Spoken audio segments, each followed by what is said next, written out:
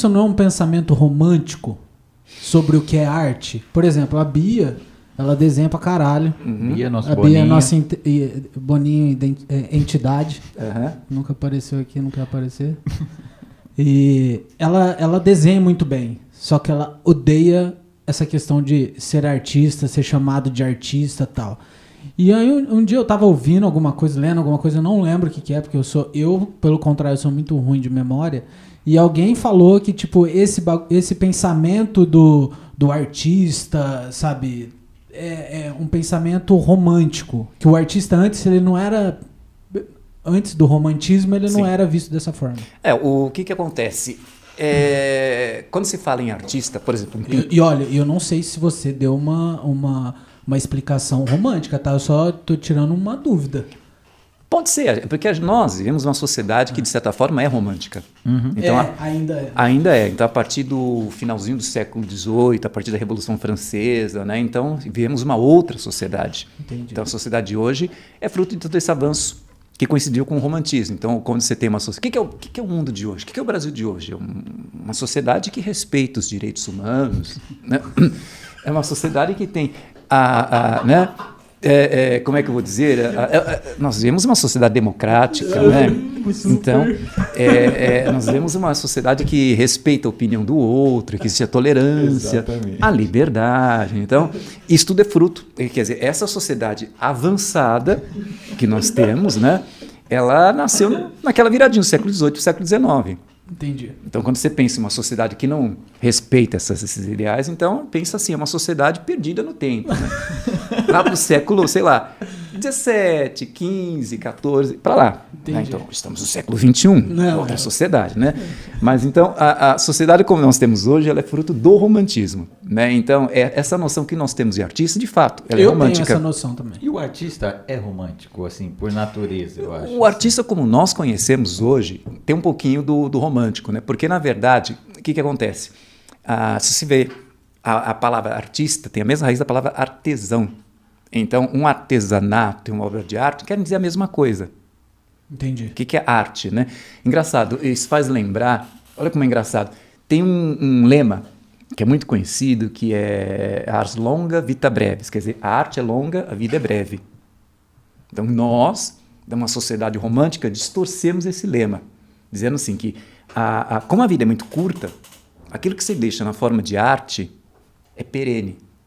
Né? Então, essa coisa sabe, o Nino, daqui a 2 séculos, quem é que vai conhecer o Nino? Né? Pessoalmente, mas vamos conhecer as obras do Nino, né? Vamos conhecer as obras, as pinturas da nossa musa, né? Nossa nome, né? Então, da entidade. Não deixa de ser uma entidade também, né? Depois a gente conversa sobre isso. Mas, enfim, na verdade, a arte, quando se fala arte é longa, quer dizer, a técnica é longa. Então, antes do romantismo, a arte era mera técnica. Então, essa frase nasceu no manual de medicina. É muita coisa para a gente aprender. Não sei se alguém... Acho que engenharia mecatrônica deve ser a mesma coisa, né?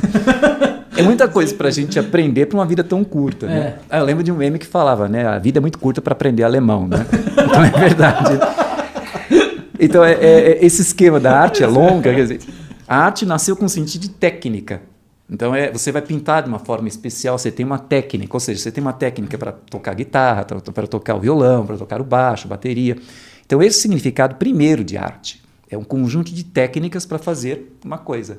Então, um cara que pinta uma parede, antigamente era tão artista quanto o Michelangelo. Né?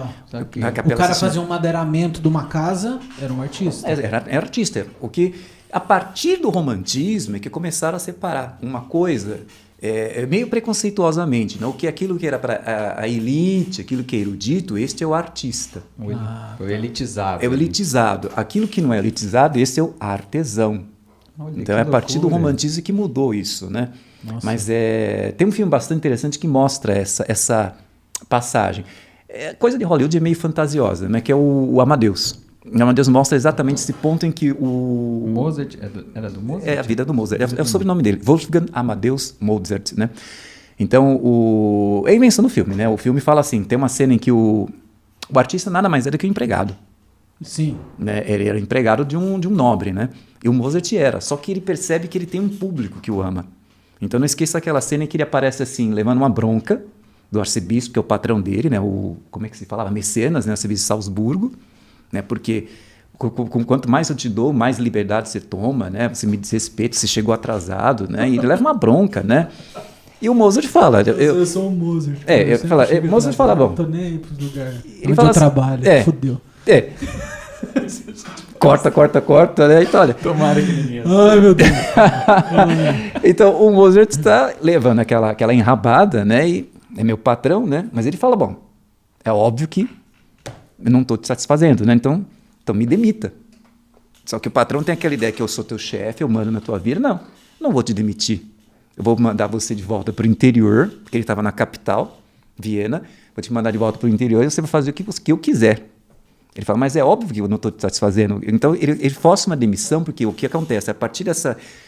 o Mozart representa esse momento em que o artista tem o quê? O eu dele é muito mais importante do que a técnica, do que o conjunto de regras.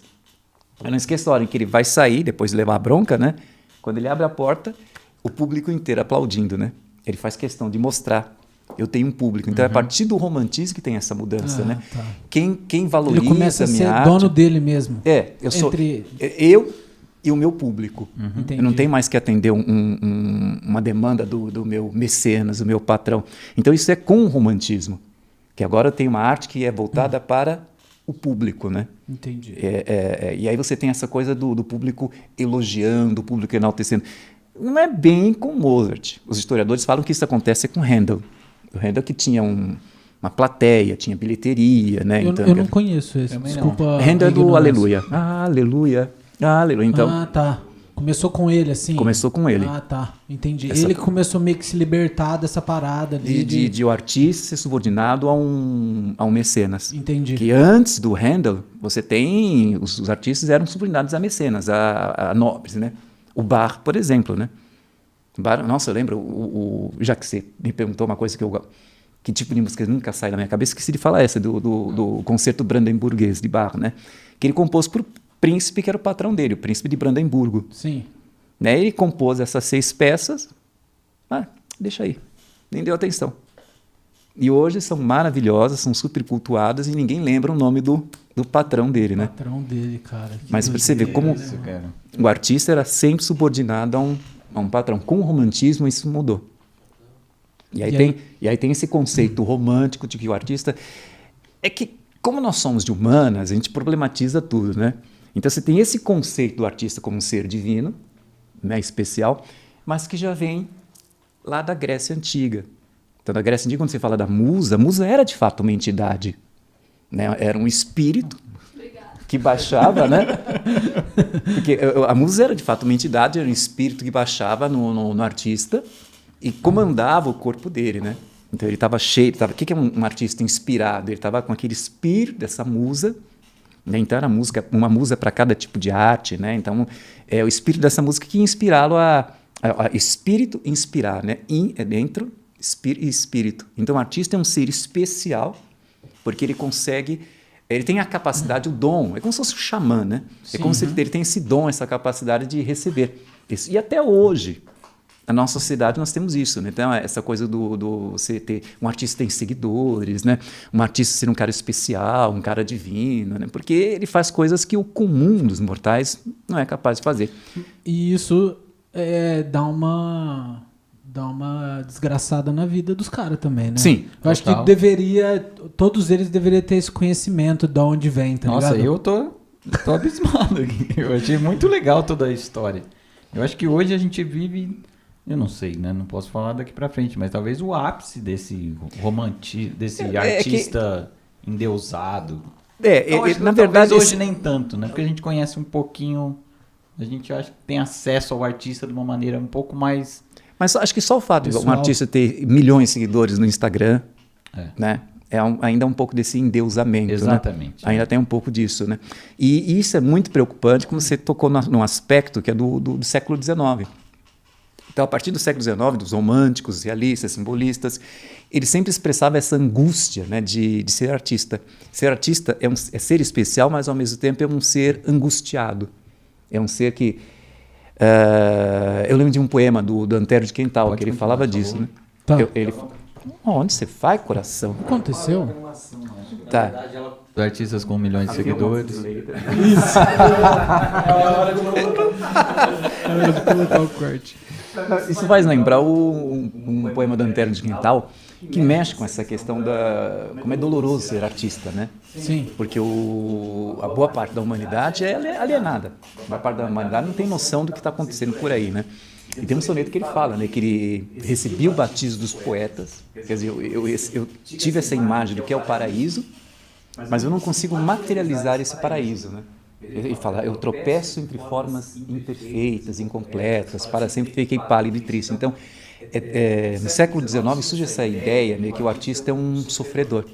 Eu só fui entender esse poema, absurdo é isso, eu só fui entender esse poema, eu não entendia, quando vi o documentário sobre Kurt Cobain. Ele é um cara que de enorme sucesso, uma esposa lindíssima, muito dinheiro e tão melancólico e terminou dessa forma. Sim, cara. É o Montage of Heck, você viu? Eu acho que eu vi na MTV esse documentário. Que ano? Então, eu vou te falar pra você assistir o Montage of Heck. Você assistiu o outro dele. O Montage of Heck é um que lançou em 2014. Foi pra frente. Foi quando a gente gravou o Não, Calango foi antes Alves. de 2014. Foi antes? Foi antes. Então, esse novo, o que eles fizeram? Isso é bem legal. Eles digitalizaram todo o material artístico dele. Por exemplo, fotos, esculturas que ele fazia com os brinquedos, todos os caderninhos que ele tinha, que ele anotava, para escolher nome de banda, nome de música, frases. Eles digitalizaram e faziam umas montagens, assim, um negócio meio vivo ali, sabe, no documentário. E é exatamente isso, mostra todos os problemas que ele teve, melancólico, enfim, sofre, né? Sofre por ser artista e por ser quem é também, né? Então é um sofrimento duplo. Agora, como a gente está na área de humanas, é tudo muito complexo, né? Porque existem também os modernistas, dadaístas, que eles querem dessacralizar a arte. A arte não é isso tudo, não. Qualquer um pode fazer arte, Isso. não é? Então, aí me pergunta, mas quem você acha que está certo? Todos estão certos. Isso é da riqueza do ser humano, né? Todos estão certos. Então, Como você debater, né? não tem. Depende da tua perspectiva, depende do teu ponto de vista, depende do histórico, né? De quem está analisando, de quem está compondo, não é? Então... Depende do gosto, basicamente, né? Cada um tem o seu. Os modernistas já são 1920. No Brasil é 1920. Vamos dizer que é do século XX. Caramba! Caralho! Eu prestei atenção na aula. Presta atenção.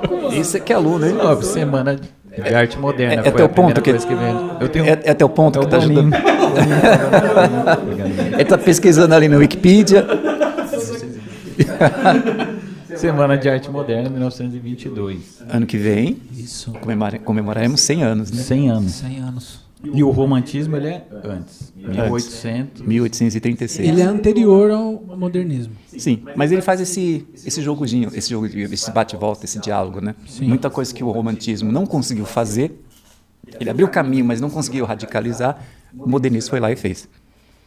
Então são duas escolas que mexem com a liberdade, né? Querem a criatividade, a liberdade. Então o modernismo faz uma tabelinha com o romantismo, né? Entendi. Tipo uma sequência do outro ali. Sim. Né? Que é tipo uma evolução, né? É como se fosse uma evolução. Aquilo que o romântico não conseguiu radicalizar, inovar, o modernismo foi lá e fez. E por que ele não conseguiu radicalizar? Porque os preceitos dele ali seguravam ele. Era o contexto da época. Contexto da época. Era um contexto da época, ainda não dava. Então se via, por exemplo, um Byron romântico, que era namorado da própria irmã, né? Amante da própria irmã, né? Teve mais de 300 amantes, gostava de homens, de mulheres. Então ele ficou como É o espírito romântico? É. Ele bebia... Engraçado, ele bebia, né, conhaque na caveira do amigo dele, né? Sério? É meu melhor amigo, então eu vou ficar aqui com a caveira dele. Né? Limpo, né? Meu melhor... Estamos homenageando. Continuamos bebendo juntos, né? Exatamente. E vocês dois aí? Quem morrer primeiro. Vai lá, hein, Felipe. Agora você imagina. Com o meu crânio. Por que você acha que é você que vai primeiro? Certeza, mano. Isso é certeza. Isso é certeza. Ainda bem que é o crânio, né? Ainda bem que é o crânio. Mano, só o crânio, cara. Mas você vê o Byron fazendo essas coisas, ele ficou isolado. É o louco, o maluco, né? Porque o romantismo tinha esse espírito para fazer isso, mas a época parece que teve suas limitações. Entendi. Aí o modernismo foi lá e fez, né? E constantemente você vê sempre esse espírito. Vão lá e fazer. A arte contemporânea tem muito disso, né? De querer chocar, né? E aí esse já é um chavão, né? Quando você se pergunta, mas isso é arte? Ué, se fez você perguntar isso, já cumpriu seu papel de arte, né?